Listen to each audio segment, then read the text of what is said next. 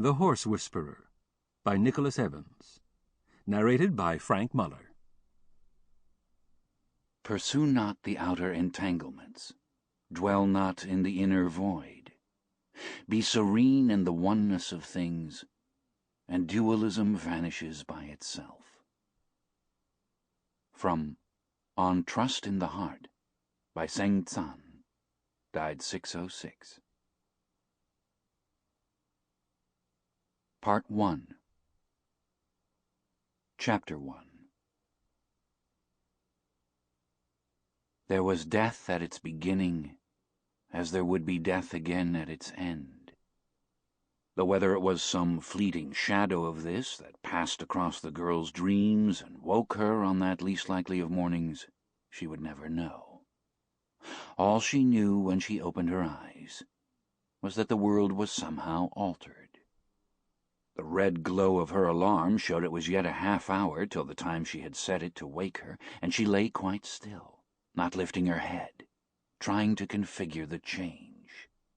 It was dark, but not as dark as it should be. Across the bedroom she could clearly make out the dull glint of her riding trophies on cluttered shelves, and above them the looming faces of rock stars she had once thought she should care about. She listened. The silence that filled the house was different, too, expectant, like the pause between the intake of breath and the uttering of words. Soon there would be the muted roar of the furnace coming alive in the basement, and the old farmhouse floorboards would start their ritual creaking complaint.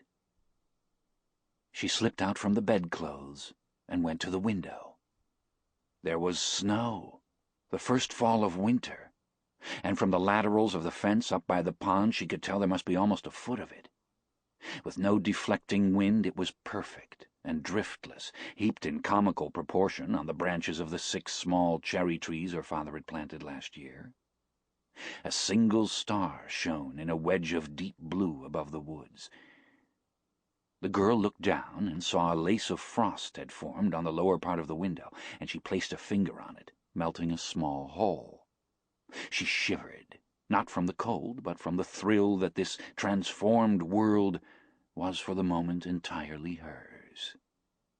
And she turned and hurried to get dressed. Grace McLean had come up from New York City the night before with her father, just the two of them.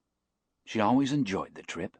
2.5 hours on the Taconic State Parkway, cocooned together in the long Mercedes, listening to tapes and chatting easily about school or some new case he was working on. She liked to hear him talk as he drove, liked having him to herself, seeing him slowly unwind in his studiously weekend clothes. Her mother, as usual, had some dinner or function or something, and would be catching the train to Hudson this morning, which she preferred to do anyway. The Friday night crawl of traffic invariably made her crabby and impatient, and she would compensate by taking charge, telling Robert, Grace's father, to slow down or speed up or take some devious route to avoid delays. He never bothered to argue, just did as he was told, though sometimes he would sigh or give Grace, relegated to the back seat, a wry glance in the mirror. Her parents' relationship had long been a mystery to her. A complicated world where dominance and compliance were never quite what they seemed. Rather than get involved, Grace would simply retreat into the sanctuary of her Walkman. On the train, her mother would work for the entire journey, undistracted and undistractable. Accompanying her once recently, Grace had watched her, and marveled that she never even looked out of the window, except perhaps in a glazed, unseeing scan when some big-shot writer or one of her more eager assistant editors called on the cellular phone. The light on the landing outside Grace's room was still on. She tiptoed in her socks past the half-open door of her parents' bedroom and paused. She could hear the ticking of the wall clock in the hall below, and now the reassuring, soft snoring of her father. She came down the stairs into the hall, its azure walls and ceiling already aglow from the reflection of snow through undraped windows. In the kitchen she drank a glass of milk in one long tilt and ate a chocolate chip cookie, as she scribbled a note for her father on the pad by the phone. "Gone riding, back around 10. Love, G." She took another cookie and ate it on the move as she went through to the passageway by the back door where they left coats and muddy boots. She put on her fleece jacket and hopped elegantly, holding the cookie in her mouth as she pulled on her riding boots. She zipped her jacket to the neck, put on her gloves, and took her riding hat down off the shelf, wondering briefly if she should phone Judith to check if she still wanted to ride now that it had snowed. But there was no need. Judith would be just as excited as she was. As Grace opened the door to step out into the freezing air, she heard the furnace come to life down in the basement. Wayne P. Tanner looked gloomily over the rim of his coffee cup at the rows of snow-crusted trucks parked outside the diner.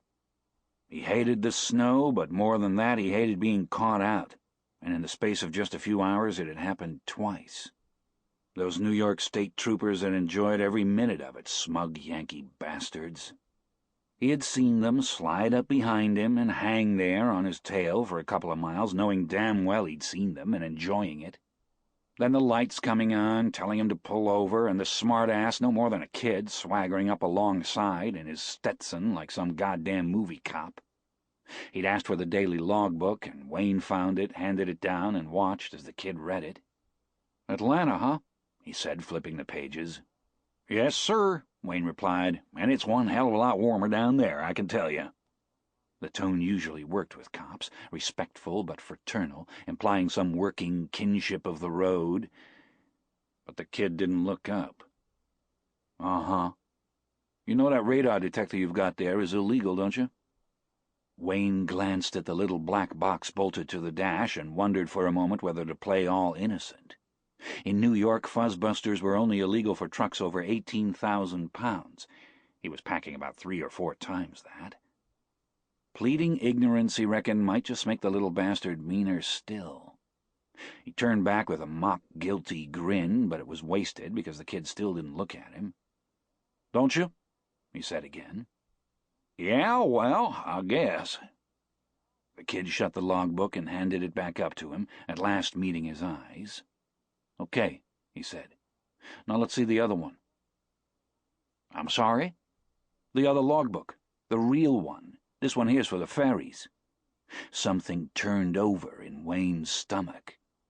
For 15 years, like thousands of other truck drivers, he'd kept 2 logs, one telling the truth about driving times, mileage, restovers, and all, and the other, fabricated specially for situations like this, showing he'd stuck by all the legal limits.